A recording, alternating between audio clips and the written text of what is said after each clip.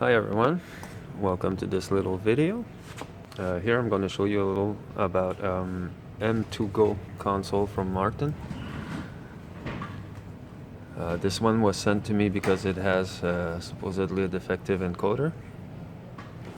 So just to show you a little bit about this console, you have a nice little touch that you have all kinds of stuff that's going to appear on there when we select the fixture. You have all your parameters and groups and stuff that you could put here. So it's a very cool little console. We barely see them here in service. They almost never break.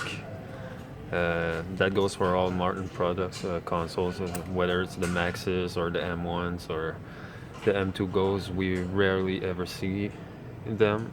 We don't get to play with them that much. Here we got a nice big touch display, which it's pretty cool. Whoops. Trying to. Ha. So it's a really cool setup. So we're just gonna look at the inside a little. So I'm gonna put you guys here for the moment. So I'm just gonna tilt this down like so. And we're gonna test the encoders. So what I'm gonna do, I'm gonna load a fixture into there. I'm gonna go into patch. Then I'm gonna select choose type. And then you have all types of lists. We're gonna go into the standard library. We'll select a Martin product just for the demo purposes. So Martin is already highlighted.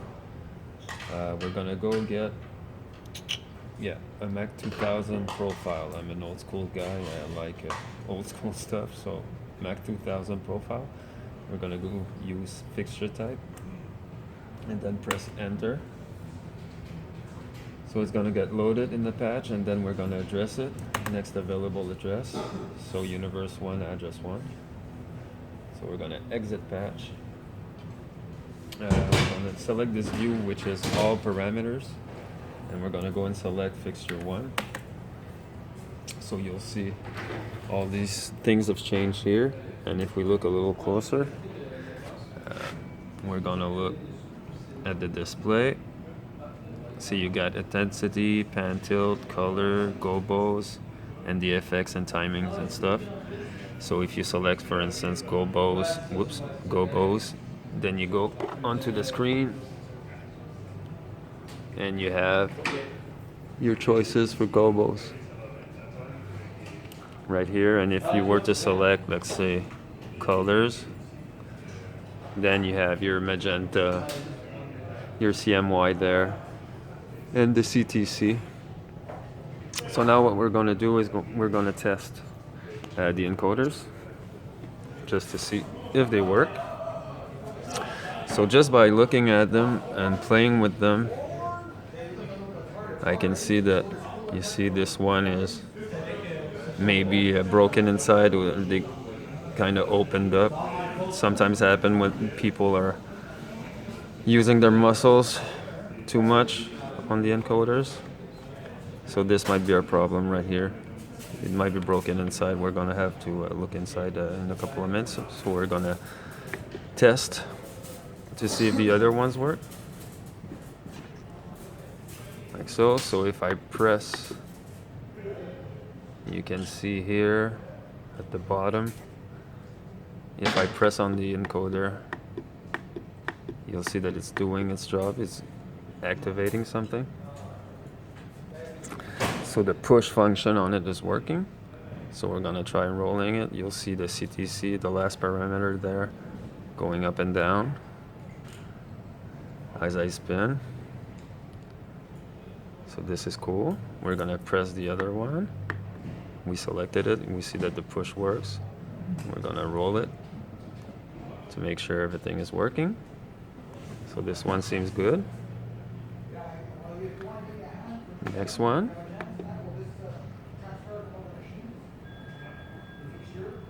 Okay, it looks good. And then this one, I can't push on it. It won't click.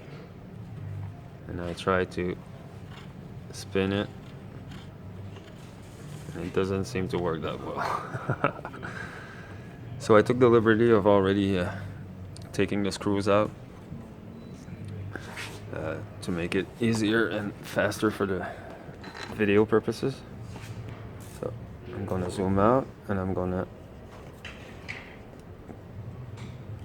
just gonna open it a little and see what it looks like inside. So I'm gonna have to close it,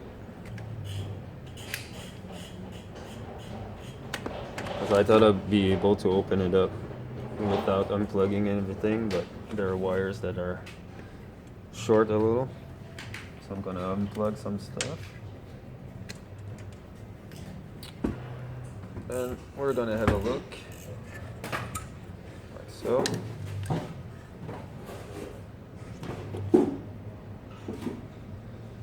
Okay, so if you guys want to have a little look, so this is how it looks on the inside. You have all your processing, video, USB stuff. It's kind of a little PC motherboard computer by itself. And there are the two DMX output cards, and also a lot of stuff on the inside of the panel there. There's a big circuit board with all the buttons and the faders and stuff like that. And our encoders are here. So if you take a closer look, we'll see that they're just connectors inserted into a header, which can be pulled out. So if we go look out at our defective encoder, here, oh, you see, the connector is out. So maybe the console got bumped.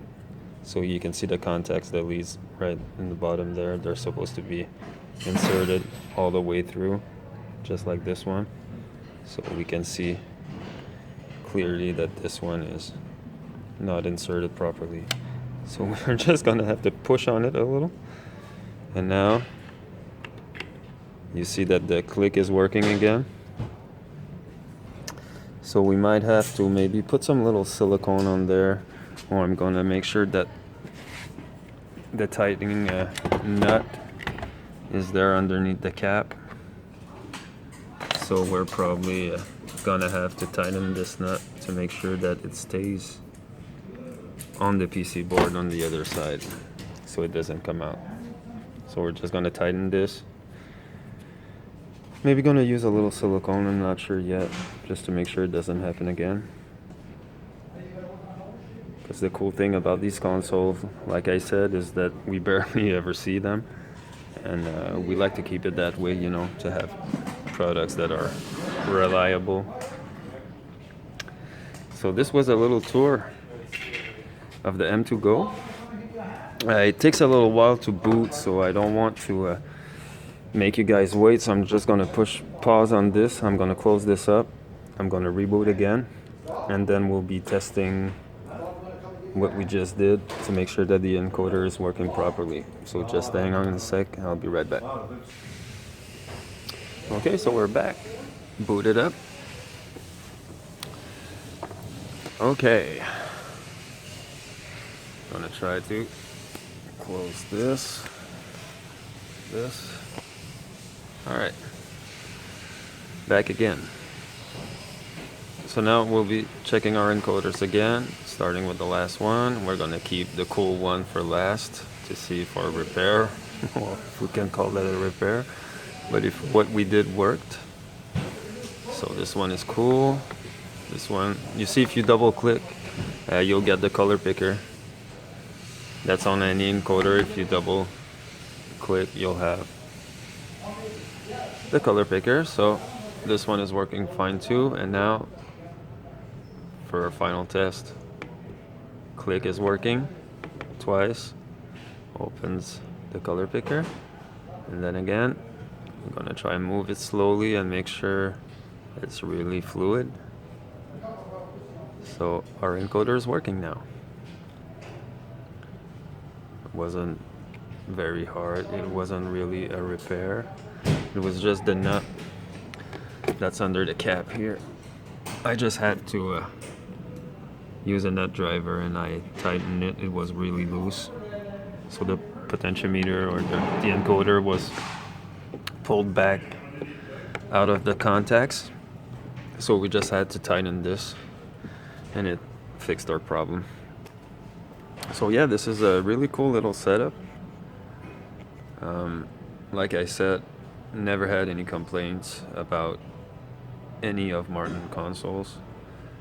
They're very reliable, and every time that one comes into the shop for repair, it's usually silly things like this, or I think I saw one fader or something like that on an M1. So you know, we barely get to see them, so we're really pleased about this product. So I hope you guys enjoyed. Gave you a little idea of what the M2GO looked like. Very nice product from Martin. There you go.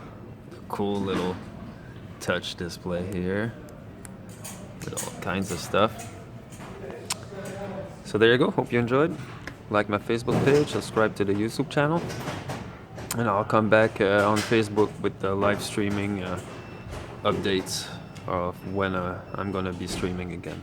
So stay tuned. Thanks for watching.